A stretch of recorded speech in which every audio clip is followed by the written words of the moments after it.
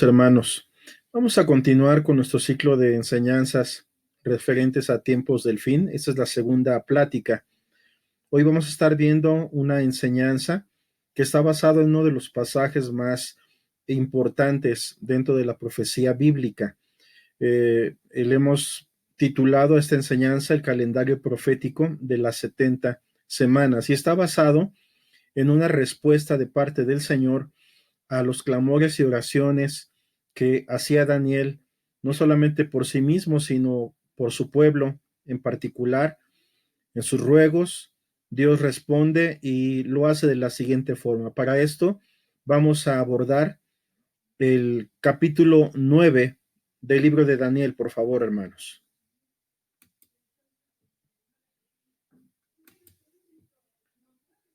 En el capítulo 9 del libro de Daniel, en el versículo 1 al 3 dice que en el año primero de Darío, hijo de Asuero, de la nación de los Medos, que vino a ser rey sobre el reino de los caldeos, en el año primero de su reinado, yo, Daniel, miré atentamente en los libros el número de los años que habló Jehová al profeta Jeremías, que habían de cumplirse las desolaciones de Jerusalén en 70 años. Y volví mi rostro a Dios el Señor, buscándole en oración y ruego, en ayuno, cilicio y ceniza. Es muy importante esto que miramos. Definitivamente Daniel era un hombre de oración, de intercesión. Yo creo que antes que profeta, antes que ser un hombre sabio, si algo podemos decir de Daniel, es que era un hombre que conocía a Dios. Era un hombre un hombre que conocía el secreto del Señor.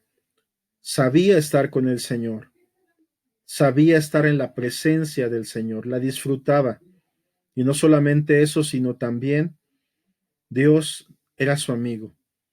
Y como su amigo se revelaba aún en la vida de Daniel constantemente.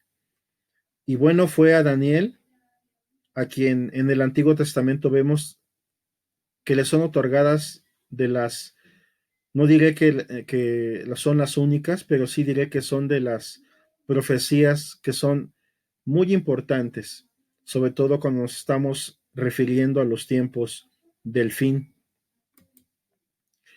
Como antecedentes quiero mencionar que en el año 586 a.C. debemos de recordar que Babilonia invadió Jerusalén y destruyó el templo de Salomón, conocido como el primer templo también. Para el año 539 a.C., Babilonia fue conquistada por los medo-persas. Y a Daniel también le tocó servir bajo ese imperio, el imperio medo-persa. Por ese tiempo es entonces cuando se reciben respuestas de parte de Dios, incluyendo lo que estamos leyendo en este capítulo 9 del libro de Daniel. Definitivamente ya ha pasado tres reinados o tres grandes reinados, es decir, estuvo con Nabucodonosor, estuvo con Belsasar, y ahora vemos en esta oportunidad como también Daniel fue un hombre que estuvo también en los tiempos del rey Darío.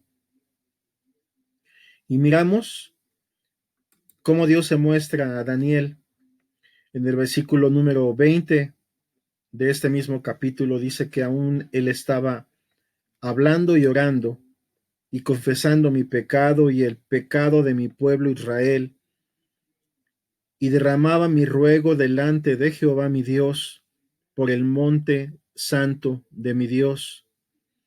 Aún estaba hablando en oración cuando el varón Gabriel, a quien había visto en la visión al principio, volando con presteza, vino a mí como a la hora del sacrificio de la tarde. Y me hizo entender y habló conmigo, diciendo, Daniel, ahora he salido para darte sabiduría y entendimiento. Al principio de tus ruegos fue dada la orden y yo he venido para enseñártela, porque tú eres muy amado. Entiende pues la orden y entiende la visión. Vemos que sigue hablando entonces el arcángel y le dice a Daniel, 70 semanas están determinadas sobre tu pueblo y sobre tu santa ciudad para terminar la prevaricación, poner fin al pecado y expiar la iniquidad, para traer la justicia perdurable y sellar la visión y la profecía y ungir al santo de los santos. Sabe pues y entiende que desde la salida de la orden para restaurar y edificar a Jerusalén hasta el Mesías príncipe, habrá 7 semanas y 62 semanas, y se volverá a edificar la plaza y el muro en tiempos angustiosos. Y después de las 62 semanas se quitará la vida al Mesías, mas no por sí, y el pueblo de un príncipe que ha de venir destruirá la ciudad y el santuario, y a su fin será con inundación, y hasta el fin de la guerra durarán las devastaciones. Y por otra semana confirmará el pacto con muchos. A la mitad de la semana hará cesar el sacrificio y la ofrenda.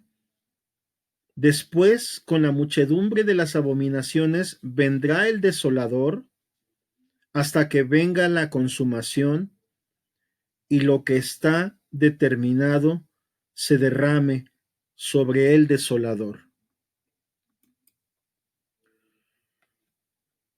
Menciona 70 semanas. Es importante decir que esto está en un lenguaje profético. Con esto quiero decir que está hablando realmente de 70 periodos de 7 años cada uno y que hacen un total de 490 años. Recordemos que el idioma hebreo es un idioma alfanumérico. Sus letras tienen un valor numérico. Es un idioma alfanumérico, y para poder entender mejor esto, es bueno mirar lo que dice, por ejemplo, Levítico capítulo 25, versículo 8. Y dice así: y contarás 7 semanas de años, 7 veces 7 años, de modo que los días de las 7 semanas de años vendrán a serte 49 años. Aquí está la clave.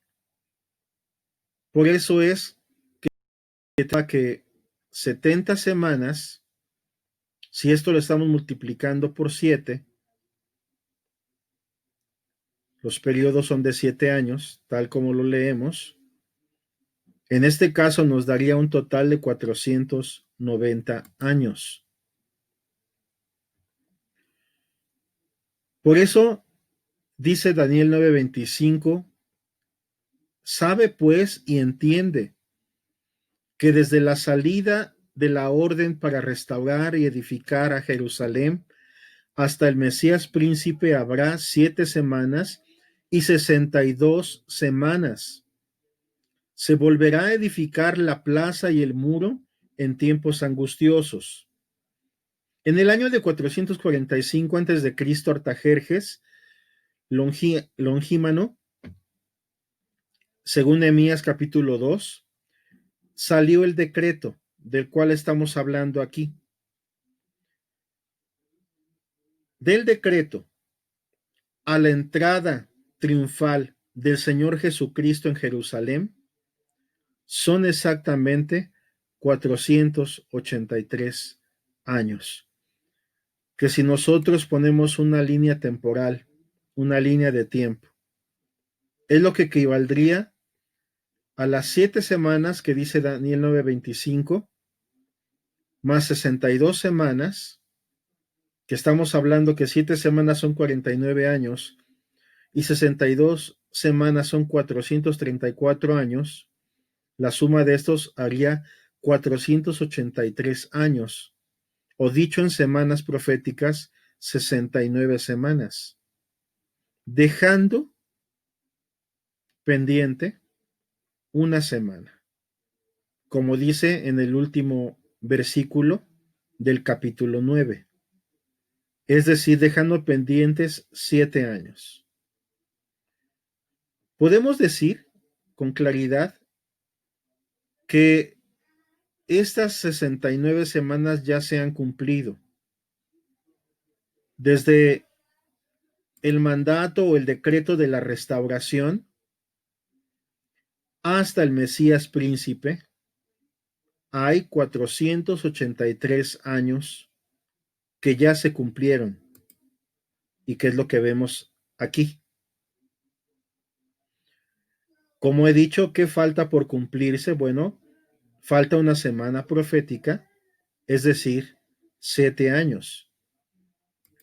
Pero vemos que esa semana profética que falta contiene eventos que todavía no se han cumplido, que están pendientes por cumplirse, ya que Daniel 9:27 nos dice que, y por otra semana confirmará el pacto con muchos, a la mitad de la semana, la mitad de 7 años serían 3 años y medio, hará cesar el sacrificio y la ofrenda, después con la muchedumbre de las abominaciones vendrá el desolador,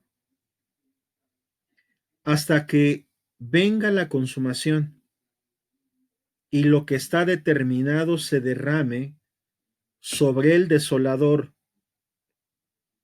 ¿Quién es el desolador? Es una interesante pregunta que hay que hacernos. Bueno, Daniel mismo, tan solo en 2 capítulos adelante, nos empieza a hablar en profecía también, diciéndonos en el versículo 31 que dice, y se levantarán de su parte tropas que profanarán el santuario y la fortaleza y quitarán el continuo sacrificio y pondrán la abominación desoladora. Con lisonja seducirá a los violadores del pacto, mas el pueblo que conoce a su Dios se esforzará y actuará. Un cumplimiento temprano a esta profecía pudiese, según por ejemplo en la historia de los Macabeos, que es un libro histórico de los judíos, se pudiese decir que cuando Antíoco Epifanes profanó el templo sacrificando un cerdo, hizo muchas maldades, entre ellas persiguió al pueblo de Dios. Pareciera que es parte ya de este cumplimiento.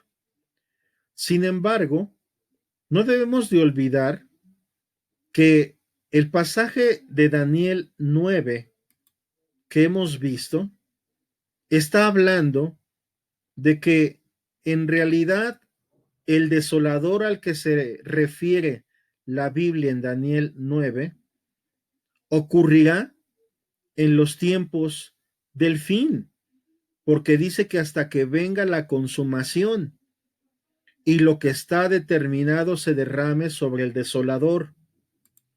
Entonces, dicho esto, por eso también ya en los tiempos de Cristo, es decir, ya para estos momentos, ya había pasado el tiempo de Antíoco Epifanes, que fue un seleucida, es decir, ya ese imperio inclusive ya había quedado muy atrás. Para los tiempos de Jesús estaba el imperio romano, era el que estaba prácticamente gobernando. En Mateo 24:15, Jesucristo, el Señor Jesucristo, dijo en el versículo 15, por tanto, cuando veáis en el lugar santo la abominación desoladora de que habló el profeta Daniel, al que le entienda, entonces los que estén en Judea huyan a los montes. El que esté en la azotea no descienda para tomar algo de su casa, y el que esté en el campo no vuelva atrás para tomar su capa. Mas hay de las que estén encintas y de las que críen en aquellos días. Sigue diciendo Mateo 24, orad pues que vuestra huida no sea en invierno, ni en un día de reposo, porque habrá entonces gran tribulación, cual no la ha habido desde el principio del mundo hasta ahora, ni la habrá. Y si aquellos días no fuesen acortados, nadie sería salvo. Mas por causa de los escogidos, aquellos días serán acortados. Jesús en Mateo 24 nos está hablando, también en el 25, de su segunda venida. Pero dentro de los eventos, cuando nos está hablando de su segunda venida, nos habla estos versículos que acabamos de leer, en los cuales hace referencia al desolador, del cual habló el profeta Daniel. El apóstol San Pablo, en segunda de Tesalonicenses capítulo 2, del versículo 1 al 4, dice lo siguiente: pero con respecto a la venida de nuestro Señor Jesucristo y nuestra reunión con Él, os rogamos, hermanos, que no os dejéis mover fácilmente de vuestro modo de pensar, ni os conturbéis ni por espíritu, ni por palabra, ni por carta, como si fuera nuestra, en el sentido de que el día del Señor está cerca. Nadie os engañe en ninguna manera, porque no vendrá sin que antes venga la apostasía, un periodo en donde muchos dejarán la fe, una gran apostasía, no solamente en Israel, sino estamos hablando de la iglesia, porque está hablando el apóstol Pablo a la iglesia, a los tesalonicenses, llega a una iglesia de gentiles, y a ellos les está diciendo eso, y dice, y se manifieste el hombre de pecado, el hijo de perdición, el cual se opone y se levanta contra todo lo que se llama Dios o es objeto de culto, tanto que se siente en el templo de Dios como Dios, haciéndose pasar por Dios.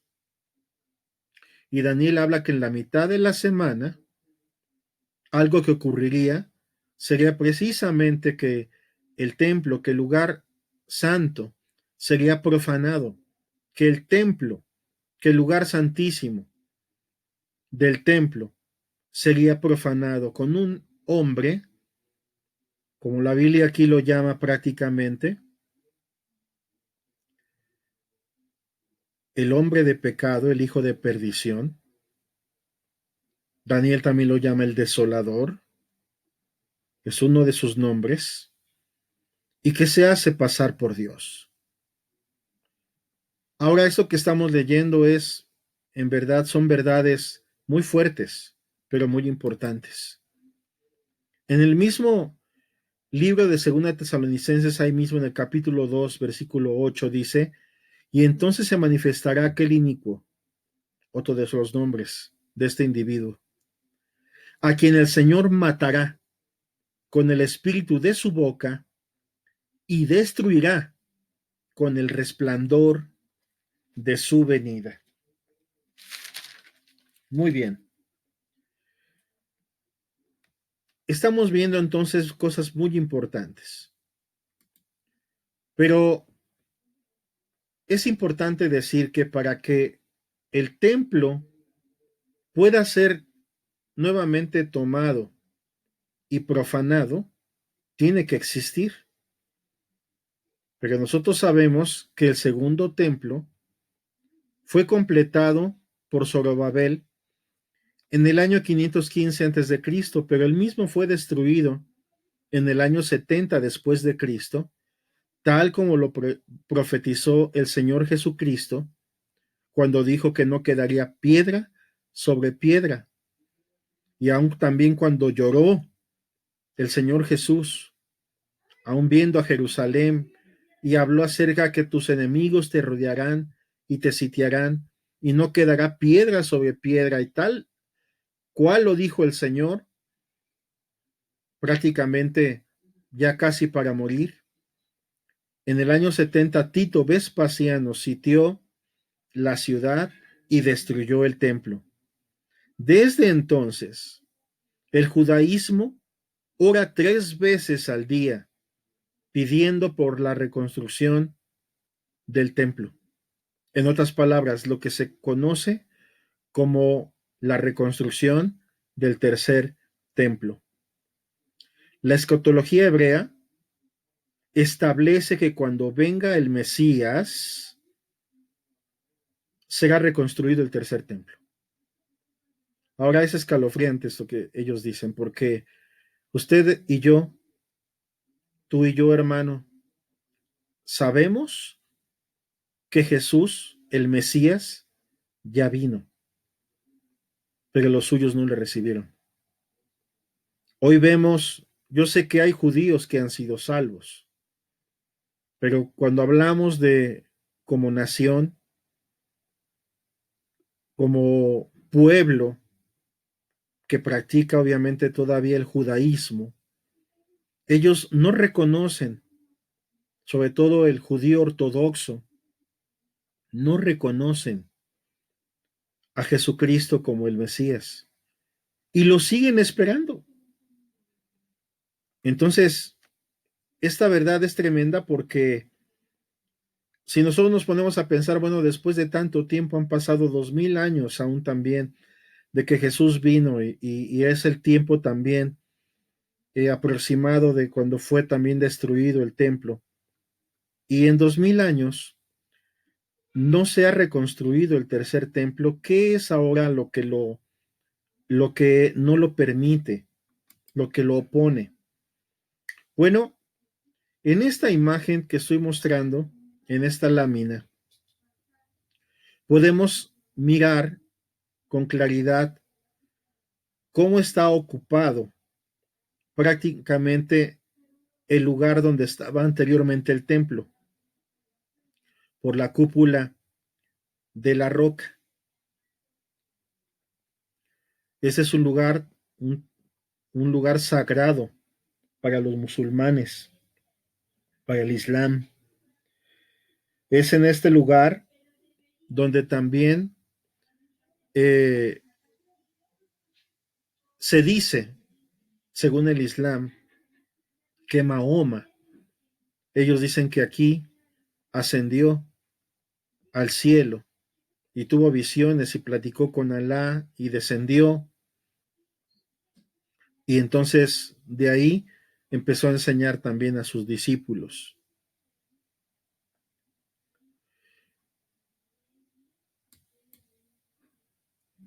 Algunos datos importantes es que a pesar de esto, actualmente los judíos afirman tener los objetos sagrados del lugar santísimo y del templo mismo listos. Se han estado preparando ya durante años y aún también en años recientes prácticamente se han enfocado a estar preparando los incensarios, los alfolíes, las arpas, las liras, las ropas. Está inclusive también ya la minora, el candelabro, que tiene un peso de 42 kilogramos y está hecho de oro puro, que ha sido valuado en $3 millones. Otro dato interesante es que en 1981 el rabino jefe del Muro Oriental, Yehuda Getz, afirmó haber encontrado el Arca de la Alianza y su contenido, incluyendo las tablas originales de los 10 mandamientos. Afirma que están ocultos en una bóveda secreta debajo del templo, precisamente en el momento en el que estaban siendo sitiados y que iban a entrar a destruir la ciudad y el templo, se dice que hubo entre ellos sacerdotes que escondieron el arca en la bóveda secreta debajo del templo, una especie como de búnker. El rabí Shlomo Goren, ellos estuvieron excavando, logrando llegar a un túnel que va a dar precisamente a esa bóveda, pero fueron descubiertos por el concilio musulmán protector del templo y sellaron con cemento el túnel. Prácticamente los detuvieron y el gobierno también les mandó a los rabinos y exploradores detenerse. De tal forma que, aparte de las manifestaciones y revueltas que se hicieron en Jerusalén por esta situación que se provocó, que inclusive ya habían ellos afirmado que si los judíos intentaban reconstruir el templo, eso podía ser el inicio de una tercera guerra mundial por todo lo que esto provocaría y la cantidad de países islámicos que están en este sentido y con este fin y meta unidos para en un momento dado defender lo que para ellos viene siendo quizás el tercer lugar más sagrado de su religión. Obviamente después de la Meca y de sus lugares sagrados para ellos.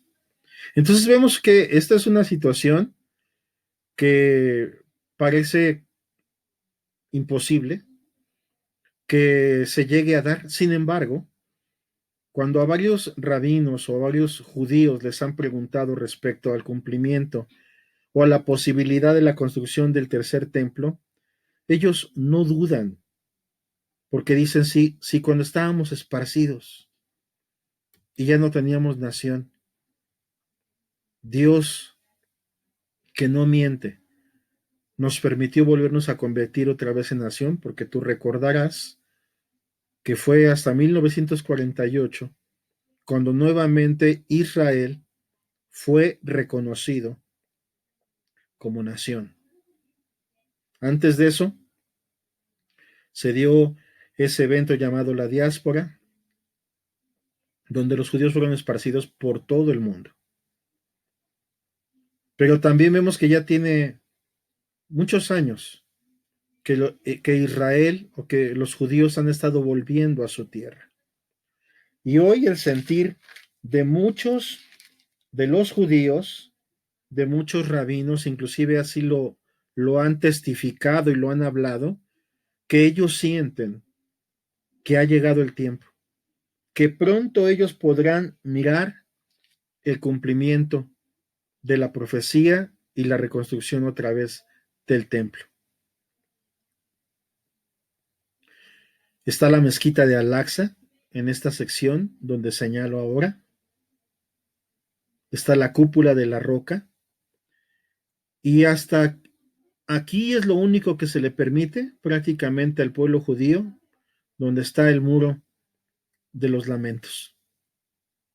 Pero todo el demás territorio, el monte Moriah, para ser más específicos, donde estuvieron el primer y segundo templo, lo que ahora obstruye es precisamente la cúpula de la roca, que está precisamente situado geográficamente en este lugar y que los judíos dicen que no tiene que ser puesto el templo en ningún otro lugar, sino allí, en donde Dios dijo que tenía que estar. Entonces, todas estas cosas y estos datos que he compartido en esta enseñanza llevan como objeto a mostrarnos que aunque esto parece imposible, ellos mismos creen que Dios puede mover las cosas para que sean posibles, pero también la profecía nos dice, como hemos leído, que vendrá definitivamente el desolador del cual habló el profeta Daniel. Pero es obvio que la estrategia al principio será demostrar paz y seguridad al mundo, incluyendo la unificación de las religiones, incluyendo una paz temporal y superficial realmente entre las religiones del mundo. De eso se encargará también, como lo veremos después, el falso profeta, que apoyará en todo a la bestia, que es otro de los nombres del desolador, o el hombre de pecado, el hijo de perdición, o el anticristo, o Gog. Son distintos nombres que la Biblia le da a este personaje impío, proveniente prácticamente del mismo diablo. Pero para nosotros, hermanos, todos estos eventos y cosas, sabemos que aunque llegase un gran presidente mundial, un gran político, que tuviese aún la sagacidad y la astucia de poder inclusive también lograr un convenio entre el Islam y el judaísmo, y que aún también promueva la reconstrucción del tercer templo, que más tarde profanará. Pero para iniciar, poder lograr hacerlo, recuerdan que, según ellos, en su profecía rabínica, están esperando que eso se va a dar cuando venga el Mesías. Qué tremendo es que, que no hayan recibido al verdadero Mesías y que reciban a otro. Pero mientras tanto, hermanos, ¿qué significan todas estas verdades para nosotros? Significan que nos tenemos hoy más que nunca que estar despiertos, que velar y orar, no tener un miedo insano y sin propósito, porque el Señor sigue siendo nuestra fortaleza y Él dice, no temas, no temas, sino más bien podamos decir, juntamente con el apóstol San Pablo, también nosotros, hermanos, como dice 2 Timoteo 4, 7 al 8, he peleado la buena batalla, he acabado la carrera, he guardado la fe, por lo demás me está guardada la corona de justicia, la cual me dará el Señor, juez justo, en aquel día, y no solo a mí, sino también a todos los que aman su venida, a todos los que aman su venida. Por supuesto, está hablando de la segunda venida. Es el apóstol San Pablo el que está hablando a Timoteo. La palabra su venida, cuando está hablando aquí de su venida, es la palabra, en este caso, la palabra epifanía, que es la manifestación, la aparición, el resplandor de su venida.